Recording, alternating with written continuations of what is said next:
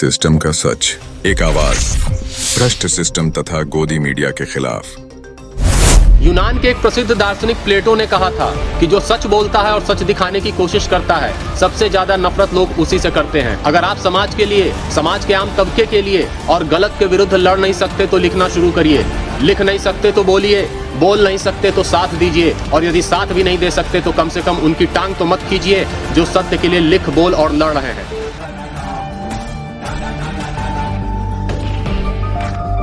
मरीज को नंगा कर दिया जा रहा है, बहुत रूह कांप जाती है।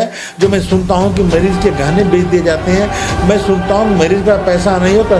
कुछ ऐसे लोग कहते हैं कि जमीन है, पेपर दो, पेपर गिरवी रख के इलाज करते हैं। इनके लोग जाके जमीन, प्रधान जमीन की जमीन बिकवा देते हैं ताकि मरीज बीमारी से तो नहीं मरा, लेकिन घर जाकर भूखों मर जाते हैं। लोग बचाने की क्या हो सकता है?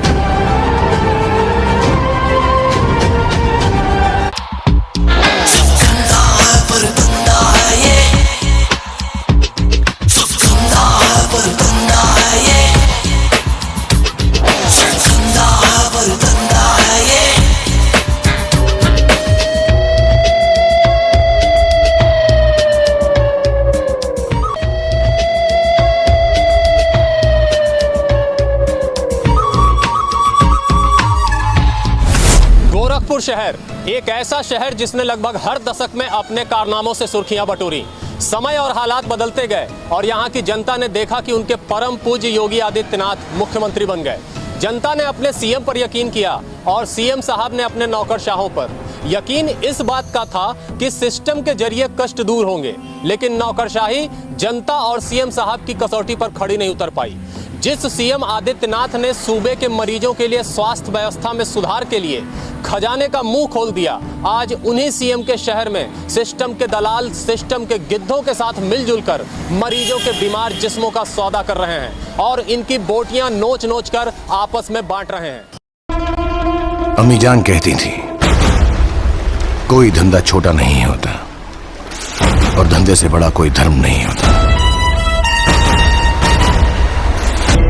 जो धंधे के लिए सही वो सही, जो धंधे के लिए गलत वो गलत। इससे ज्यादा कभी सोचा नहीं। हिस्ट्री सीटर जफर खान द्वारा मरीजों को गोरखपुर के मानसी हॉस्पिटल में भी बेचे जाने के संकेत मिले हैं।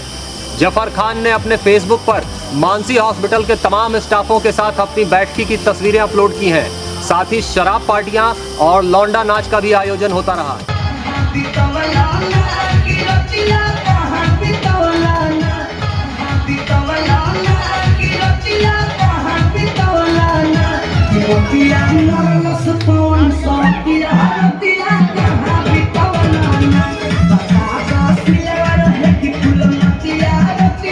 मरीजों को खरीदने बेचने के इस धंधे में हिस्सा पुलिस को भी जाता था।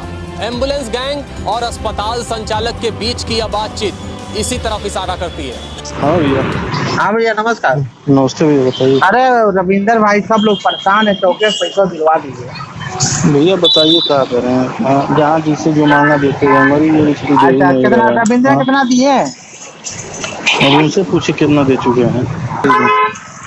ना भैया ठीक भैया, आपको लगता है हमरे लिए भैया, तो हम आपको निराश नहीं करूंगा, इतना कह सकता हूँ, निराश होने नहीं दूंगा भैया। आपको लगता है तो हमको चौकी पैसा हमारा भैया डाल दीजिए भैया, आपको निराश होने नहीं दूंगा। जिस तरह किसी देश पर चढ़े हुए कर्ज की बदौलत उस देश में पैदा हुआ बच्चा भी पैदा होते ही कर्जदार बन जाता है, ठीक उसी तरह इस एम्बुलेंस गैंग द्वारा अस्पतालों में बेचा गया मरीज भी इलाज से पहले ही कर्जदार बन जाता है, क्योंकि मरीज को पता ही नहीं होता कि उसके बीमार जिस्म को 30,000 में अस्पताल मालिक ने खरीद लिया है। मैं IMA के अध्यक्ष शाही जी से भी यह पूछना चाहूँगा कि ये मानसी हॉस्पिटल किस डॉक्टर साहब का है? क्या ये डॉक्टर साहब IMA के सदस्य हैं?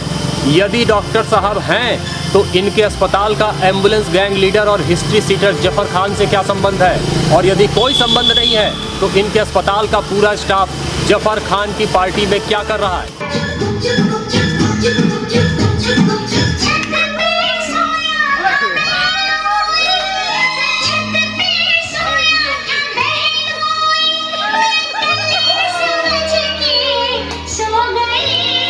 मुझको राणा जी माफ करना, गलती हमारे से हो।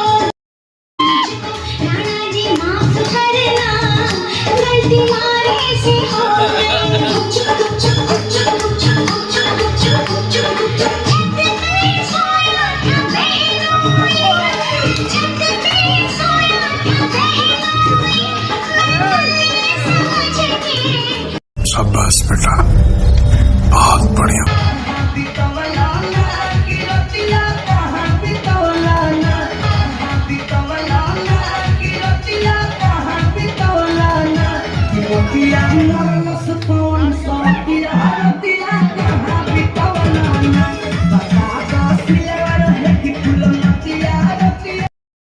तो जो अगर मेंबर मुझे पाया जाएगा उसकी सदस्यता ही हम कैंसिल कर सकते हैं और हम लोग कैंसिल करने के लिए तैयार हैं।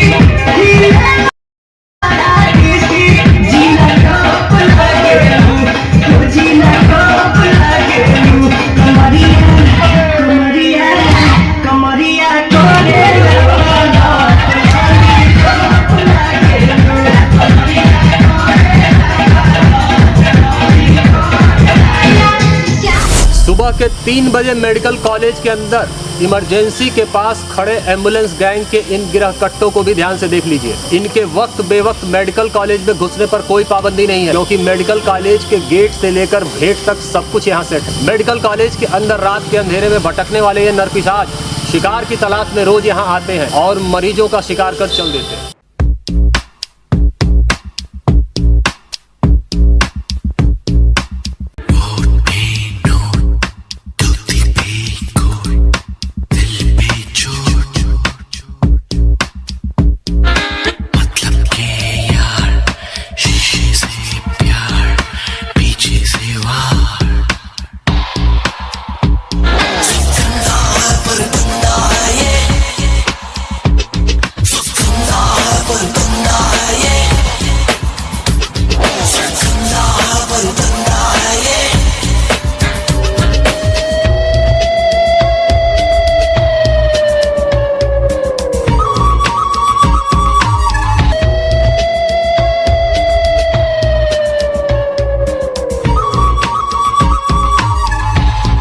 इन तस्वीरों को देखने के बाद पूछना चाहूँगा प्रशासन के तेज तर्रार और कर्तव्यनिष्ठ जिम्मेदारों से कि जिस जिले में बीमार इंसानी जिस्मों का भी सौदा होने लगे, वहाँ की आबो हवा में आप चैन से सांस कैसे लेते हैं?